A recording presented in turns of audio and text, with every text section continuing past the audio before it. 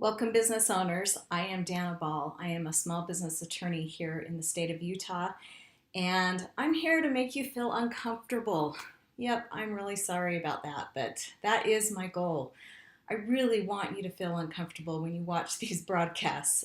And why? Why do I want you to feel uncomfortable? I want you to watch the broadcast and just get feeling like, oh my gosh, I'm doing great as a business owner, but I know these are some things I need to think about and do better. So I want you to push yourself and start just recognizing places where you can make some little changes in your day-to-day operations that will end up giving you some legal protections down the road. So today we're talking about contracts. I know, again, contracts. You might think it's my favorite thing to do.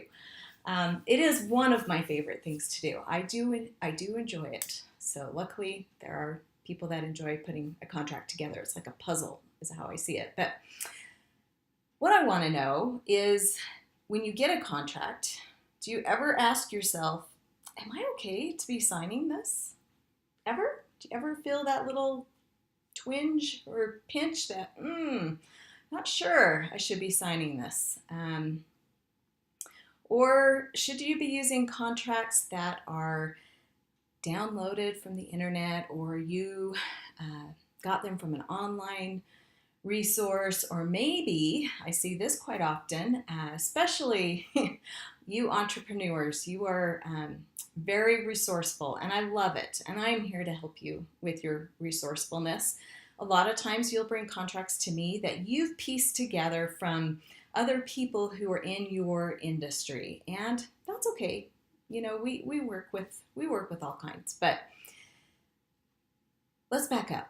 I want you to ask yourself, if you've gotten a contract from wherever, another party, online, or you've pieced it together yourself, I want you to stop and say, oh, am I really okay to sign this?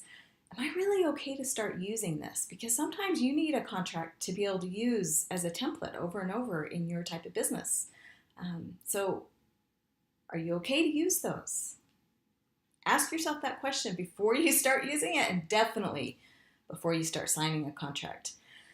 The reason this is so vital is because contracts for small businesses, it's a way of life. You will be dealing with lots of contracts, whether you're being given one to sign or you're asking someone else to sign one. It's just part of doing business today. And the negative, I'm trying to think of a good word to use, but the downside is that contracts are actually the leading reason why you small business owners end up in court. We don't want you to end up in court. So what happens? Well, what I have seen is that you small business owners, you're too rushed for time. You're in a hurry. You want to get the deal moving. You're anxious to get going on the whatever you've been hired to do, or whatever you're hiring someone to do. And you just assume a little bit too much. I think you assume that, oh, it's a standard contract. It's got terms in there. They're probably non-negotiable, so it doesn't matter anyway. And I think sometimes you assume that whoever gave you the contract, whether they drafted it or they hired an attorney to draft it, I think you assume, oh, they're not going to do anything that's going to screw me over. I'm sure there's nothing in there that will end up really hurting me. That's assuming too much, especially as a business owner. You've got to face reality, because misunderstandings happen all the time. There are terms and contracts that you're not sure what they really mean. And even if you understand them, what I find is that you really don't understand how that term will apply to you, your business, your circumstances. A certain term can apply completely differently than what you're thinking. And so we don't follow terms and contracts because we don't understand them, or it's not in our nature to follow them. And so when we look at the other side, if they hired an attorney to draft that contract, that attorney, it's our duty to be putting together a contract with our client in mind. So we're not looking to protect both sides. We're only looking to make sure the terms are favorable to our clients. And so if you're given a contract that somebody hired an attorney to draft, that attorney didn't draft it for you. They didn't put safeguards in there. They didn't put anything in there that is going to benefit you. They're not looking after your interests. Okay, have I made you feel uncomfortable at all? Online forms, templates, they're risky. And that's a whole nother discussion for another day. I've done a whole broadcast on why you shouldn't do things yourself. So look that one up. It's the DIY. Don't do it yourself. So here's the rub, is that when we assume too much, we assume that there are terms in there that aren't negotiable, which means you are anxious, you're rushed, you want to get this deals done and signed, and you don't think you can say, hey, let's maybe make this for month to month instead of a year contract, or trying to work out the terms so it feels a little more comfortable for you and it works better for your situation. We can do that, but we tend to forget that that's even an option.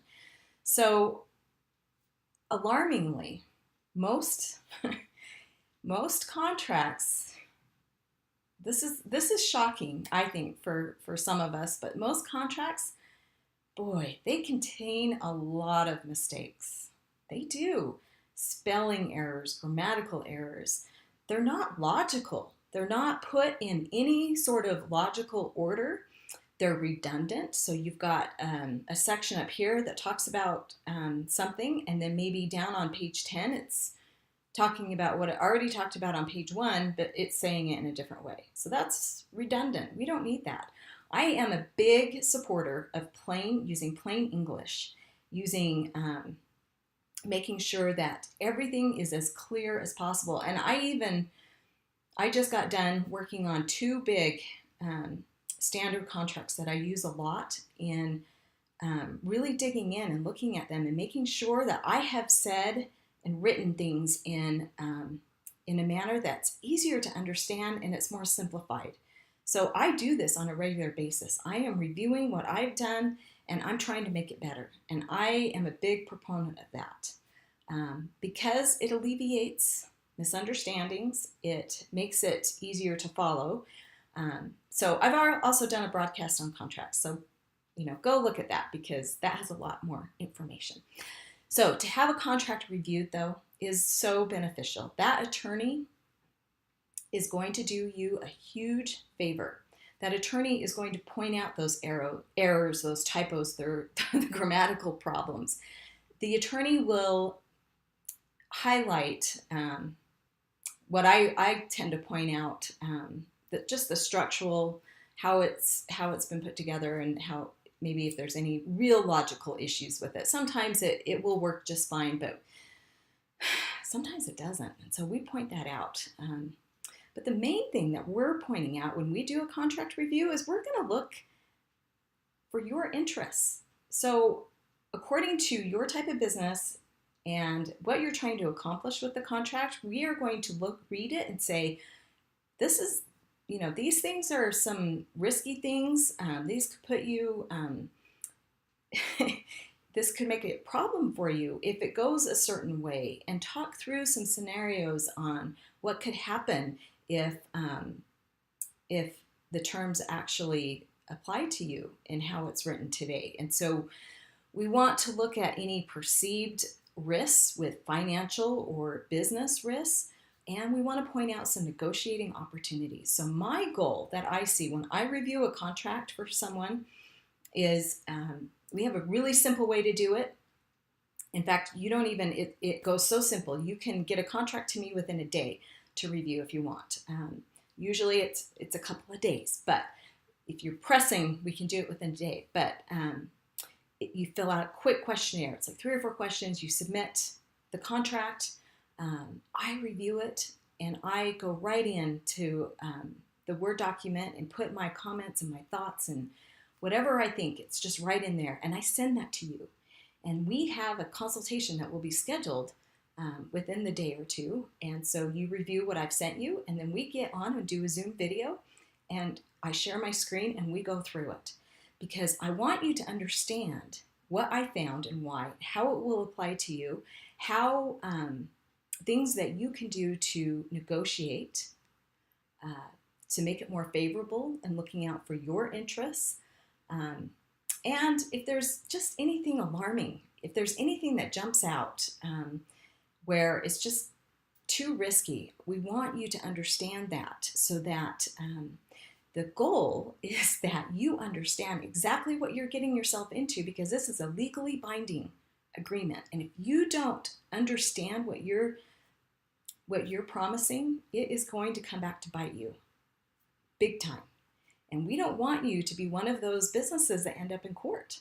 So after a review, my goal is to give you the power, right? I want you to be in power on your own to negotiate that contract with the other party, to update whatever needs to be updated. I want you to stand comfortable and with that power to be able to do it. All right. Question to leave you on today. What contracts are you using that probably need a review by an attorney? What are you waiting for? Thanks for joining us. We'll see you next time.